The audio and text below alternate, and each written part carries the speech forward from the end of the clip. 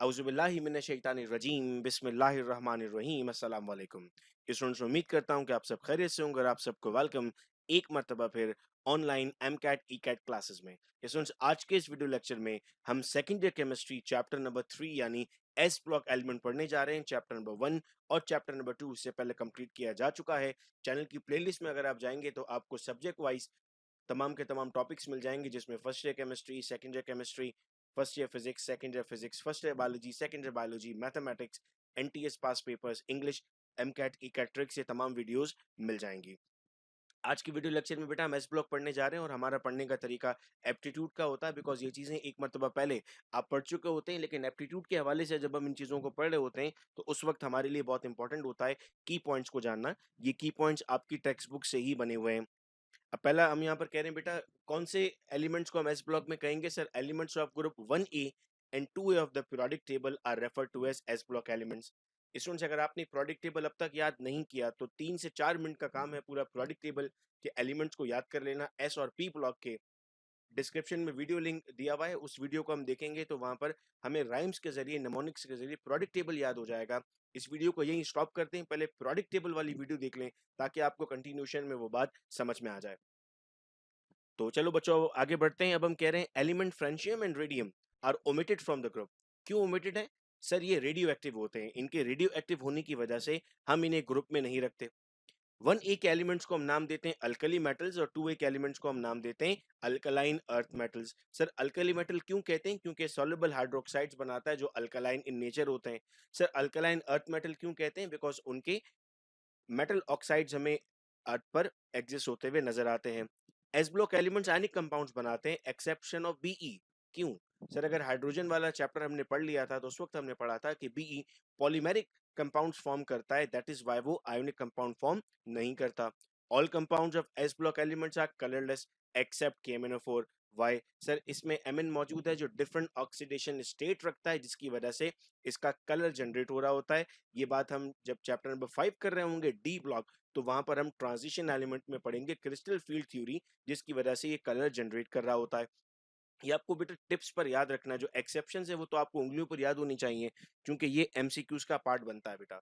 All compounds of S block elements are colourless, हमने भी इसका रीजन समझा। The compounds of S block elements markedly differ in the solubility and stability. इनकी solubility और stability different है because of their loss of electrons. Lithium and beryllium lightest elements of the group. क्योंकि जब आप periodic table अब याद कर चुके हैं तो आपको पता है कि ग्रुप 1A के टॉप पर लिथियम है और ग्रुप 2A के टॉप पर बेरिलियम है। अब आए बेटा ग्रुप ट्रेंड्स पर आते हैं। ग्रुप ट्रेंड्स पर आने से पहले हमें 1A और 2A याद होना चाहिए और उनके एटॉमिक नंबर्स याद होने चाहिए। अब आप कहेंगे सर, जो वीडियो आपकी अभी हमने देखी उसमें 1A और 2A तो याद हो गया था हमें, यानी लिथियम और बेरिलियम से जितने भी एलिमेंट्स हैं उनको याद कर लिया था, हम इनके एटॉमिक नंबर कैसे याद करेंगे? तो आइए अब वो ट्रिक जान लेते हैं जिससे हम एटॉमिक नंबर भी याद कर सकते हैं। तो सुन, अगर आपने वो वीडियो देख ली थी तो आपको पता लग गया था कि LiNaKRbCsFr इसी तरह से लिखा जाता है। लिथियम का एटॉमिक नंबर हम कहते हैं सर 3 होता है, सोडियम का 11, पोटेशियम का 19, रुबिडियम 37, सीजियम 55 एंड फ्रेंशियम 87। अब आप ये सोच रहे होंगे सर इतना फरफर हमें कैसे याद हो सकता है? बेटे, आपको भी याद हो सकता है। इतना तो आपको पता है कि जो फर्स्ट पीरियड होता है वो शॉर्टेस्ट होता है, जिसमें 2 एलिमेंट्स होते हैं। थर्ड और सेकंड 8 एलिमेंट्स रखते हैं, फोर्थ और फिफ्थ 18 एलिमेंट्स रखते हैं और सिक्स 32 एलिमेंट्स रखता है। देखिए अब क्या करने वाले हैं हम। 3 में 8 प्लस करें, कितना आएगा? 3 + 8 11, 11 में 8 प्लस करें 19। ये आपके सेकंड और थर्ड पीरियड हो गए। अब आप चूंकि फोर्थ पीरियड पे जंप कर रहे हैं तो अब आप क्या प्लस करेंगे? 18 प्लस करेंगे। 19 में 18 प्लस करें 37। फिर आप फिफ्थ पीरियड में जंप कर रहे हैं, फिर 18 प्लस करेंगे। 37 में 18 प्लस करें 55। अब आप सिक्स पीरियड पे जंप कर रहे हैं, अब आप 32 प्लस करेंगे। 87 में 32, 55 में 32 प्लस करेंगे तो 87 आएगा। तो देखिए मिनटों में बल्कि सेकंडों में आपको इनके एटॉमिक नंबर्स भी याद हो गए। अब आप कहेंगे सर 2A की भी याद करवा दें, तो बेटा ये 4 है, ये 12 है, ये 20 है, ये 38 है, 56 है, 88 है। ये कैसे याद हुआ? फिर वही वाली बात करेंगे। 4 + 8 करें, 12 आ गया। 12 + 8 करें, 20 आ गया। 20 में अब 18 प्लस करें, 38 आ गया। 38 में 18 प्लस करें, 56 आ गया। 56 में 32 प्लस करें, 88 आ गया। अगर 1A याद हो जाता है तो 2A उसमें एक प्लस है। लिथियम 3 था तो ये 4 हो गया है। सोडियम 11 था तो ये 12 हो गया। पोटेशियम 19 था तो ये 20 हो गया। बड़ी आसानी के साथ आपको अब पूरा एस ब्लॉक याद हो गया, इनके नाम भी याद हो गए और साथ साथ इनके एटॉमिक नंबर्स भी याद हो गए। अब बेटा हम ग्रुप ट्रेंड पर आते हैं तो हमारे जहन में एक पिक्चर क्लियर है। और इलेक्ट्रोनेगेटिविटी क्या होता है sir? It is the amount of energy which is required to attract an electron. हम कहते हैं कि वन के जो मेंबर्स हैं वो तो इलेक्ट्रॉन डोनेट करते हैं, एक इलेक्ट्रॉन और दो इलेक्ट्रॉन, तो इनकी इलेक्ट्रोनेगेटिविटी की वैल्यू कम होती है और इन्हें हम इलेक्ट्रो पॉजिटिव एलिमेंट भी कहते हैं। बाय द वे हम यहाँ पर याद रखने के लिए कहते हैं कि electronegativity down the group decrease होगी, लेकिन इस बात को याद रखिएगा कि ये इलेक्ट्रो पॉजिटिव है। अब आइए आयोनाइजेशन पोटेंशियल। हम कहते हैं it is the amount of energy which is required to lose an electron from the outermost shell. अब यहाँ पर कॉन्सेप्ट पर अगर हम आते हैं तो हम बहुत परेशान रहते हैं कि आयोनाइजेशन पोटेंशियल इंक्रीज होती है ग्रुप में या डिक्रीज होती है। देखिए कॉन्सेप्चुअल तो आपने पढ़ लिया अपने इंटरमीडिएट में। इस वक्त आपको क्या करना था सर? इस वक्त हमें शॉर्ट ट्रिक्स याद करनी है जिनके जरिए हम आगे बढ़ेंगे और एमसीक्यू को जल्दी जल्दी सॉल्व करेंगे। आयोनाइजेशन पोटेंशियल की शॉर्ट फॉर्म क्या है? आयोनाइजेशन पोटेंशियल की शॉर्ट फॉर्म है आईपी। ठीक है, इस आईपी को यूं याद कर लो, इंक्रीज इन पीरियड। तो अगर पीरियड में इंक्रीज हो रही है तो ग्रुप में डिक्रीज होगी। तो हमने यहाँ पर क्या लिखा हुआ है? Ionization potential decrease in the group in increase in period. अब आपको नींद से भी उठा के अगर पूछता है कि बताइए आयोनाइजेशन पोटेंशियल का ग्रुप ट्रेंड क्या होगा, तो आप कहेंगे IP means increase in period. जो वैल्यू आपके पास आईपी की आ रही होती है वैसी वैल्यू आपके पास इलेक्ट्रोनेगेटिविटी की भी आती है। मैं उम्मीद करता हूँ कि ये बात हमें समझ में आ गई और याद भी हो गई। अब आते हैं हम साइज पर। हम कहते हैं कि सर न्यूक्लियस से लेकर जो वैलेंस शेल तक साइज है उसे हम एटॉमिक रेडियस का नाम देते हैं। Now, alkali metals have largest covalent radii of all elements in their respective periods because they possess the smallest nuclear charge which exerts the weakest electrostatic attraction force. अगर हम cation की बात करते हैं तो हम कहते हैं कैटाइन स्मॉलर है पेरेंट एटम से। क्यों भाई कैटाइन क्यों स्मॉलर है? कैटाइन वो होता है जो कैथोड की तरफ जाता है, यानी उस पर क्या चार्ज होगा? उस पर पॉजिटिव चार्ज होगा। सर तभी तो वो नेगेटिव की तरफ जा रहा है। हम कहते हैं सोडियम ने एक इलेक्ट्रॉन लूज किया, तो पहले सोडियम के पास कितने इलेक्ट्रॉन थे? पहले सोडियम के पास 11 इलेक्ट्रॉन थे, तो शेल कितने थे हमारे पास? सर 281। जब एक इलेक्ट्रॉन लूज हो गया तो हमारे पास शेल दो बन गए। आइए इसे भी हम जरा डायग्रामेटिकली समझने की कोशिश करते हैं कि एटॉमिक रेडियस का एटॉमिक नंबर के साथ क्या ताल्लुक होगा। ये बेटा हम कह रहे हैं कि एटॉमिक रेडियस क्या है? सेंटर यानी न्यूक्लियस से लेकर एंड तक का जो डिस्टेंस है इसे हमने क्या नाम दे दिया? इसे हमने एटॉमिक रेडियस का नाम दे दिया है। इस वक्त आप देखिए यहाँ पर आपको साइज इंक्रीज होता हुआ नजर आ रहा है जब आप डाउन द ग्रुप आ रहे हैं। ये विजुअलाइजेशन के लिए बहुत इंपॉर्टेंट है हमारे लिए। अब ये देखते हैं कि क्यों हो रहा है सर ऐसा। लिथियम में कितने इलेक्ट्रॉन्स हैं? 3। कितने शेल होंगे सर? 2 शेल होंगे, 2,1। सोडियम में 11 है, कितने होंगे सर? 3 होंगे, 281। फिर इसके बाद 2881 एंड सो ऑन, हम आगे बढ़ते रहेंगे तो नंबर ऑफ शेल बढ़ रहे हैं। जब नंबर ऑफ शेल बढ़ेंगे तो क्या होगा? जब नंबर ऑफ शेल बढ़ेंगे तो एटॉमिक रेडियस इंक्रीज होगा। यही बात हमने यहाँ पर थोड़ी देर पहले की थी कि sir atomic radius down the group increase होता है। अब अगर इस सोडियम का मैं आयन बना देता हूँ, एक इलेक्ट्रॉन लूज कर देता हूं, तो 2 शेल बचेंगे। 3 शेल का साइज ज्यादा होगा या 2 शेल का साइज ज्यादा होगा? अब आप खुद ये जवाब दे रहे होंगे कि सर 3 शेल का साइज ज्यादा है और 2 शेल का साइज कम होता है। अब बेटा हम नेक्स्ट की तरफ बढ़ते हैं, दैट इज हाइड्रेशन एनर्जी। इनको बहुत एहतियात से हमें समझने की जरूरत है। The alkali and alkaline earth metals require considerable amount of energy to form their ions, क्योंकि इलेक्ट्रॉन लूज करना है। ठीक है, alkaline earth metals are strongly hydrated than alkali metals. Alkaline earth metal की हाइड्रेशन ज्यादा होगी एज कंपेयर टू अल्कली। क्यों होगा सर ऐसा? Because alkaline earth metal +2 charge generate करता है और alkali earth metals +1 charge generate करते हैं। Hydration enthalpy increase with the decreasing size of ion. जितना ज्यादा आयन का साइज कम होता जाएगा उतना ज्यादा एंथैल्पी इंक्रीज होगी। इसको आप यूं याद रखिएगा कि hydration enthalpy is inversely proportional to the size of ion. ठीक है, ये बात याद रहेगी हमें। Lithium ion is most readily hydrated of the alkali metals. क्यों? क्योंकि लिथियम का साइज सबसे कम है, तो जिसका साइज सबसे कम होगा उसकी हाइड्रेशन एनर्जी ऑटोमेटिकली इंक्रीज हो जाएगी। और अगर ग्रुप 2 में आएंगे तो बेरिलियम हमारे पास होगा। ठीक है, hydration falls down the group with increasing size. हमने ऊपर एक बात याद कर ली थी कि हाइड्रेशन एनर्जी क्या है? इनवर्सली प्रोपोर्शनल है। साइज इंक्रीज करेंगे हाइड्रेशन एनर्जी डिक्रीज होगी, साइज डिक्रीज करेंगे हाइड्रेशन एनर्जी इंक्रीज होगी। अगला आता है बेटे हमारे पास इलेक्ट्रोड पोटेंशियल। एस ब्लॉक को हम पावरफुल रिड्यूसिंग एजेंट कहते हैं। बच्चे यहाँ पर बड़ा परेशान रहते हैं, तो आइए इसको आसान कर देते हैं। ऑक्सीडेशन क्या है? ऑक्सीडेशन के लिए एक लफ्ज याद रख लिए, oil. Oxidation is loss of electron. और रिडक्शन के लिए लफ्ज याद कर लीजिए, rich, RIGE। Reduction is gain of electron. मैं यहाँ पर साथ साथ बेटा लिखता भी जाता हूँ ताकि आप लोग इसे इजीली समझ लें। ऑयल क्या है सर? ऑयल है oxidation is loss of electron. हमने यहां पर कह दिया कि इलेक्ट्रॉन क्या होता है? लॉस होता है। ठीक है, इसी तरह दूसरा क्या लफ्ज हम याद करेंगे? RIGE। इसका मतलब क्या होगा sir? Reduction is gain of electron. Reduction क्या है? रिडक्शन एक्चुअल में इलेक्ट्रॉन को गेन करना है। ठीक है, ये बात मैं उम्मीद करता हूं अब हमें हमेशा याद रहेगी कि ऑक्सीडेशन और रिडक्शन क्या होता है। अब रिड्यूसिंग एजेंट का मतलब क्या है? एजेंट वो है जो सामने वाले से वो काम करवाता है। ठीक है, तो रिड्यूसिंग एजेंट का मतलब है सामने वाले को रिड्यूस करेगा। अगर सामने वाले को रिड्यूस करेगा तो बेटा खुद को क्या करेगा? ऑक्सीडाइज करेगा।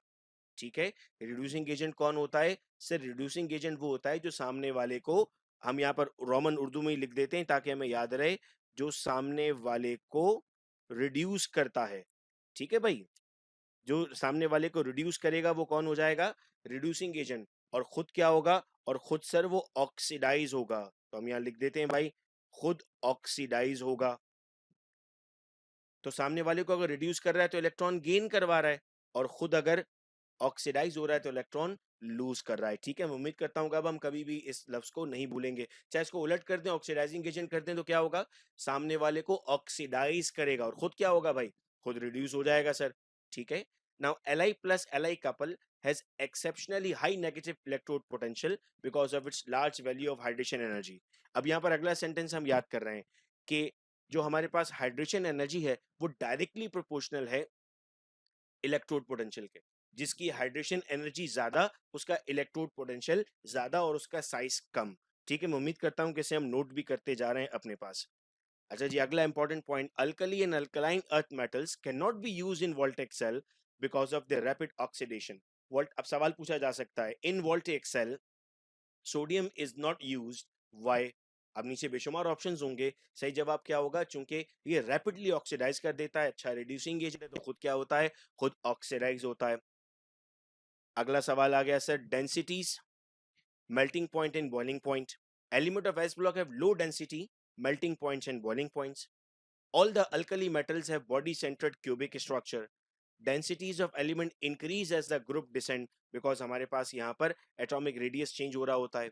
Members of group 2A are harder because of presence of divalent covalent atoms। 1A soft है और 2A हार्ड है। अगर मैं आपसे पूछूं लिथियम और बेरिलियम में हार्ड कौन सा होगा, तो अब आपको याद है कि 1A के मेंबर्स कौन से हैं और 2A के मेंबर्स कौन से हैं। मैं आपसे अगर पूछता हूं सोडियम और मैग्नीशियम में हार्ड कौन सा होगा, तो अब आपको पता है कि 1A के मेंबर कौन से हैं और 2A के मेंबर्स कौन से हैं। अब आइए सर हम कुछ केमिकल प्रॉपर्टीज के बारे में जानते हैं। हम कहते हैं 1A और 2A के मेंबर्स हाईली रिएक्टिव हैं सिवाय बेरिलियम और मैग्नीशियम के। ऐसा क्यों हो रहा है? क्योंकि दोनों क्या हैं? दोनों पॉलीमेरिक कंपाउंड्स बनाते हैं, इसीलिए ये रेडिली बॉन्ड फॉर्म नहीं करेंगे। Reactivity down the group increase हो रही है। क्यों इंक्रीज हो रही है सर? इसलिए इंक्रीज हो रही है कि एटॉमिक रेडियस बढ़ रहा है। एटॉमिक रेडियस का ताल्लुक रिएक्टिविटी के साथ इनवर्सली प्रोपोर्शनल है। ये तीन चार बातें अगर अपने पास लिख लेते हैं तो कोई भी एमसीक्यू कभी भी आप इजीली सॉल्व कर सकते हैं। एस ब्लॉक एलिमेंट्स क्या है? पावरफुल रिड्यूसिंग एजेंट्स हैं। क्यों है? ये बात भी हमने ऊपर समझ ली है कि why they are powerful reducing agent. Now members of group 1A are very reactive and do not occur free in nature। ये सब बातें आपके दिमाग में रहनी चाहिए क्योंकि एमसीक्यूज इन्हीं बातों से हमें आहिस्ता आहिस्ता नजर आता है। अब बच्चों को ये परेशानी रहती है कि सर ये जितने भी प्रोसेसेस हैं उनमें क्या याद करना है, कैसे याद करना है। तो आइए हम ये समझ लेते हैं कि इन प्रोसेसेस में हम क्या और कैसे याद करते हैं। यही वो पॉइंट्स हैं जो आपको प्रोसेस के लिए याद करने हैं बेटा। डाउन सेल क्या है? डाउन सेल इंडस्ट्रियल प्रिपरेशन है सोडियम की, किससे? मोल्टन सोडियम क्लोराइड से। मेल्टिंग पॉइंट कितना होता है सोडियम क्लोराइड का सर? 801 डिग्री सेंटीग्रेड होता है, जिसमें हम कैल्शियम क्लोराइड को अगर ऐड करते हैं तो वो उसको डिक्रीज कर देता है। कितने पर? वो उसको 600 पर डिक्रीज कर देता है। एनोड किससे मिलकर बना होता है सर? ग्रेफाइट से। और कैथोड किसका होता है? आयरन। ये कंस्ट्रक्शन बहुत इंपॉर्टेंट है याद करना। सोडियम आयन मूव करता है कैथोड पर, हमने पढ़ा पॉजिटिव कैथोड की तरफ जाता है, और क्लोराइड कहाँ जाएगा? नेगेटिव की तरफ जाएगा। कैथोड पर रिडक्शन ऑब्जॉर्ब होगी और एनोड पर ऑक्सीडेशन। यही 5 पॉइंट्स हैं जिन पर पूरा डाउन सेल आपका बेस करता है। और आपको ये 5 याद करने, डायग्राम बनाने के लिए नहीं आने वाली, प्रोसेस लिखने के लिए नहीं आने वाला। हाँ, आपको ये दिया जा सकता है कि आपको लिखा जाए Na, एक इलेक्ट्रॉन लूज हो रहा है और उससे Na प्लस बन रहा है, बताइए ये क्या हो रहा है। इतना आप जान गए, ऊपर हमने लिख लिया है ना ऑक्सीडेशन और रिडक्शन क्या होता है। तो ऑक्सीडेशन है लॉस ऑफ इलेक्ट्रॉन और रिडक्शन है गेन ऑफ इलेक्ट्रॉन। अभी सुनिए, होमवर्क आप लोगों को दिया हुआ है। कुछ बच्चे जो ज़ूम की क्लासेस फ़ॉलो कर रहे हैं, वो ये काम कर चुके हैं। लेकिन जो बच्चे सिर्फ़ यूट्यूब पर लेक्चर सुन रहे हैं हमारे, उनके लिए यहाँ पर ये मौजूद है कि हमें कुछ फ़ॉर्मूलाज़ याद करने पड़ते हैं। ये डायरेक्टली सवाल में पूछे जाते हैं, बिकॉज़ हमें जो क्वेश्चन पूछा जाता है बेटा, वो 3 तरीकों से पूछा जाता है। एक आपकी मेमोरी पर होता है, एक आपके कॉन्सेप्ट पर होता है और एक कैलकुलेशन पर होता है। आपको पता है सेकंड ईयर केमिस्ट्री में कोई न्यूमेरिकल नहीं है हमारे पास। आपकी मेमोरी में ये फ़ॉर्मूलाज़ आ जाते हैं और कॉन्सेप्ट की बात बेटा अब तक हम कर रहे थे। अल्कलाइन अर्थ मेटल्स कहाँ मिलते हैं हमें? Sir, calcium metal is obtained by electrolysis of fuse mixture of calcium chloride and calcium fluoride. Barium is obtained by the electrolysis of fused chlorides of barium. अब हमें कुछ कंपाउंड की properties याद करनी पड़ेंगी। NaCl को हम क्या नाम देते हैं? टेबल सॉल्ट भी कहते हैं, रॉक सॉल्ट भी कहते हैं। केवड़ा के मकान पर बहुत बड़ी कान है इसकी, जहां से हमें सोडियम क्लोराइड मिल रहा होता है। The salt is mined as solid or pumped from the underground deposit as a saturated solution which is called as brine. Brine क्या है सर? ब्राइन हमारे पास सैचुरेटेड सॉल्यूशन होता है सोडियम क्लोराइड का। ब्राइन की डेफिनेशन भी एक साल पास पेपर में पूछी गई थी। ब्राइन किस काम आता है सर? सोडियम कार्बोनेट और सोडियम हाइड्रोक्साइड की फॉर्मेशन के काम आता है। कैल्शियम और मैग्नीशियम एज एन इम्प्यूरिटी पाई जाती है जब हम NaCl लेते हैं। इम्प्यूरिटी का मतलब क्या होता है? आप कहेंगे सर कैल्शियम और मैग्नीशियम तो काम की चीजें हैं, इनको क्यों हम इम्प्यूरिटी कह रहे हैं? बेटे, इम्प्यूरिटी का मतलब होता है वो चीज जो आपको नहीं चाहिए। अगर आप खाना खा रहे हो और उसमें गोल्ड मौजूद है, तो मैं कहूंगा गोल्ड इम्प्यूरिटी है, चूंकि आपको उस खाने में उसकी जरूरत नहीं है। हम कैसे रिमूव करेंगे सर? हम सोडियम कार्बोनेट सोडियम हाइड्रोक्साइड से अगर ब्राइन को रिएक्ट करते हैं तो ये रिमूव हो जाता है। अब सोडियम क्लोराइड हमें कैसे मिलता है सर? अमोनिया सॉल्वे प्रोसेस से। अब आइए अमोनिया सॉल्वे प्रोसेस में क्या याद करना है वो देख लेते हैं। क्या रॉ मटेरियल होगा अमोनिया सॉल्वे के लिए सर? NaCl होगा, लाइमस्टोन होगा और अमोनिया गैस होगा। ठीक है। ब्राइन जो कि एक्चुअल में 28% बाय मास सॉल्यूशन होता है NaCl का, हम उसे फ्लो करने के लिए अलाउ करते हैं अमोनिएटिंग टावर में। अमोनिएटिंग टावर में बेटे मशरूम शेप बफल्स मौजूद होते हैं, जिनका काम क्या होता है? जो प्रॉपर मिक्सिंग हो सके। अगर ऊपर से डायरेक्ट गिर जाएगा, देखें इसको हम यूं समझने की कोशिश करते हैं कि हमारे पास एक रूम है जिसमें स्प्रे गन्स लगी हुई हैं। ठीक है। आपने ये देखा होगा कि आजकल मुख्तलिफ जगहों पर कोविड-19 की वजह से वॉक थ्रू गेट्स लगे हुए हैं। जब आप वॉक थ्रू गेट में जाते हैं तो कॉर्नर से डिसइंफेक्टेंट निकलता है आपकी बॉडी में और आपको कहा जाता है कि आप थोड़ी देर के लिए रुकिएगा उस चैम्बर के अंदर। यूं समझ लें कि आप नहीं हैं, ऊपर से जो है वो NaCl या ब्राइन गिर रहा है और चैम्बर में से डिसइंफेक्टेंट नहीं निकल रहा है, अमोनिया निकल रहा है। तो अगर आप तेजी से गुजर जाएंगे तो वो डिसइंफेक्टेंट आपकी बॉडी पर लगेगा नहीं। बिल्कुल वैसे ही अमोनिया भी तेजी से अगर गुजर जाएगी तो उस पर भी वो ब्राइन का सॉल्यूशन लगता नहीं है। आपको तो कह सकते हैं कि रुक जाएं, वहां कह नहीं सकते ब्राइन को, तो बीच में हर्डल लगा देते हैं हम। Ammonia is treated with brine and then is reacted with carbon dioxide, जिससे हमें, और कार्बन डाइऑक्साइड कैसे मिलता है? हमें लाइमस्टोन को हीट करने से मिलता है। ये पूरा प्रोसेस कैसा होगा सर? पूरा प्रोसेस एक्सोथर्मिक होगा, हीट रिलीज होगी। चूंकि टेम्परेचर ज्यादा होता है तो सोडियम बाइकार्बोनेट प्रेसिपिटेट नहीं करता। इसका मतलब क्या हुआ सर? अगर टेम्परेचर कम होता तो सोडियम बाइकार्बोनेट प्रेसिपिटेट करता। हमें प्रेसिपिटेशन कराने के लिए टेम्परेचर कम करना पड़ेगा। सारी पॉइंट्स एक एक चीज बेटे बहुत एहतियात के साथ लिखी हुई है किताब में, जो पास पेपर्स का पार्ट बन चुकी है। NaCO3 को हम हीट करते हैं तो हमें क्या मिल जाता है सर? सोडा ऐश मिलता है। ब्राइन हमें यूजुअली कॉमन सॉल्ट से मिल जाता है। कार्बन डाइऑक्साइड हमें लाइमस्टोन से मिलता है और अमोनिया हम इसमें बार बार रिसाइकल कर देते हैं। नाउ सोडियम कार्बोनेट के क्या यूजेस होंगे? हम कहते हैं सर इसे ग्लास और वाटर ग्लास बनाने में काम आता है। वॉशिंग सोडा बनाने में हम काम कर रहे होते हैं इसे, जो वाटर सॉफ्टनर के तौर पर हम इस्तेमाल कर रहे हैं। Soap, paper, detergents and multiple chemicals बनाने का हम इस्तेमाल करते हैं। सोडियम हाइड्रोजन कार्बोनेट को हम क्या कहते हैं sir? It is also called as baking soda. ये कैसे मिलता है हमें सर? ये अमोनिया सॉल्वे प्रोसेस से मिलता है हमें। कमर्शियली हम सोडियम कार्बोनेट जो कि सैचुरेटेड सॉल्यूशन होगा, अगर कार्बन डाइऑक्साइड से रिएक्ट करते हैं तो मिलता है। देखिए इक्वेशंस नहीं आती पेपर में, वो लिखनी कैसे वो आता है, तो यहाँ पर हमने लिख दिया है it is commercially produced by treating saturated sodium carbonate solution with carbon dioxide. हम इसे मेडिसिन में भी इस्तेमाल कर रहे होते हैं। अब आइए सोडियम हाइड्रोक्साइड पर। हम कहते हैं इसे, हम आमतौर पे कास्टिक सोडा भी कहते हैं। और हमें कैसे हासिल मिलता है ये सर? हमें कास्टनर केल्नर मेथड से मिलता है। अब आइए कास्टनर केल्नर मेथड भी हमें थोड़ा सा पता होना चाहिए। जो इलेक्ट्रोलाइट हम यूज करते हैं वो कितना होता है sir? 25% weight by weight of sodium chloride. Anode किससे मिलकर बना है? टाइटेनियम। याद रहे, हमें ये बेहद याद होना जरूरी है कि एनोड और कैथोड किससे मिला हुआ है। आपको हर कंस्ट्रक्शन में जरूर याद करना होगा। कैथोड किससे मिला हुआ है सर? फ्लोइंग मर्करी से हमें कैथोड मिलता है। Sodium form amalgam with mercury. Amalgam हम कहते हैं कंप्लीट मिक्सर भी नहीं होता ये। This amalgam is treated with water in denuder, forming sodium hydroxide and hydrogen. Denuder is packed with graphite to ease the release of hydrogen gas. Large amount of electricity is consumed. हम कहते हैं sir ये नुकसान है हमारे पास क्योंकि इसमें बहुत ज़्यादा अमाउंट ऑफ एनर्जी जाती है, और दूसरा नुकसान ये कि इसमें मर्करी के कंटामिनेशन के चांसेस मैक्सिमम हो जाते हैं बेटा हमारे पास। सोडियम हाइड्रोक्साइड की प्रॉपर्टीज क्या होंगी sir? It is a white deliquescent and slight transparent solid. बच्चों अब यहाँ पर आप परेशान होते हैं कि सर हमने लैब में सोडियम हाइड्रोक्साइड लिक्विड की फॉर्म में देखा है, लेकिन सोडियम हाइड्रोक्साइड बेटा एक्चुअली लिक्विड नहीं होता, सॉलिड पैलेट्स फॉर्म में होता है जिसका हम सॉल्यूशन बनाते हैं। इसका मेल्टिंग पॉइंट 322 है and it is very highly soluble in water. और ये रिएक्शन कैसा होता है? ये एक्सोथर्मिक रिएक्शन होता है। कौन कौन सी केमिकल प्रॉपर्टीज हैं सर? न्यूट्रलाइजेशन कर सकता है, अमोनिया से रिएक्ट करता है और आयरन से रिएक्ट करता है, प्रेसिपिटेट बनाता है। What are the uses?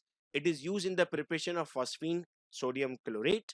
It is used in the manufacturing of soap, purification of bauxite, paper making, manufacturing of petroleum products. ये सवाल कैसे पूछा जाता है? क्वेश्चन पूछा जाता है which of the following are uses of sodium hydroxide? तो आपको ये अच्छे से याद होना एकदम जरूरी है। कुछ जर्नल पॉइंट्स अब हम देख लेते हैं जो माजी के पेपर्स में पूछे गए हैं और हम यहाँ पर उनको इन्वॉल्व कर लेते हैं कि इप्सम को हम माइल्ड परगेटिव के तौर पे इस्तेमाल कर रहे होते हैं। ये वाटर में सॉल्युबल होता है, इसे लेक्सेटिव के तौर पे इस्तेमाल किया जा रहा होता है। Gypsum sparingly soluble in water में और वाटर की हार्डनेस कॉज करता है, ये एक ईयर में पूछा गया था। प्लास्टर ऑफ पेरिस फॉर्म होता है जब हम जिप्सम को 100 डिग्री सेंटीग्रेड पर हीट करते हैं, ये एनईडी के एक पास पेपर में पूछा गया था। प्रोफेसर ऑडलिंग वाज द साइंटिस्ट जिन्होंने ब्लीचिंग पाउडर का फॉर्मूला हमें इंट्रोड्यूस करवाया था, दैट इज CaOCl2, जिसमें 35% हमारे पास क्लोरीन मौजूद होता है। Bleaching powder is prepared on large scale by Hasenclever process. Bleaching powder is white amorphous powder with the smell of chlorine because उसमें 35% क्लोरीन मौजूद है। Chlorine is release when bleaching react with acids. जब भी bleaching powder को आप किसी भी acid के साथ रिएक्ट करते हैं तो उसमें से क्लोरीन रिलीज हो रहा होता है। Bleaching powder is used for sterilization of drinking water, bleaching of cotton, linen and paper pulp and preparation of chlorine and chloroform. हम घर में भी इस्तेमाल कर रहे होते हैं इसका। आपने देखा है कि ये स्विमिंग पूल्स में इस्तेमाल किया जा रहा होता है। पूल्स में आप देखते हो क्लोरीन की स्मेल आती है बिकॉज बहुत सारे लोग वहां पर मौजूद होते हैं, तो वो एरिया इन्फेक्ट हो सकता है, तो उसे डिसइंफेक्टेंट के तौर पे हम इस्तेमाल कर रहे होते हैं। बच्चों मैं उम्मीद करता हूँ कि चैप्टर नंबर 3 अब हमें क्लियर है और हमें इससे रिलेटेड कोई सवाल प्रॉब्लम नहीं आ रही होगी। इंशाल्लाह अगले वीडियो लेक्चर में हम इसी तरह एक और चैप्टर को डिस्कस करेंगे। प्लेलिस्ट को जरूर देखते रहिएगा जिसमें आपके लिए एयर वाइज तमाम लेक्चर्स लगा दिए गए हैं। अगर आप इन लेक्चर्स को थॉरोली पढ़ रहे हैं तो आपको इसके अलावा कहीं और से पढ़ने की जरूरत नहीं पड़ेगी। बहुत शुक्रिया इस वीडियो लेक्चर को सुनने का। अपना बहुत ख्याल रखिएगा आप सब लोग। अल्लाह हाफिज।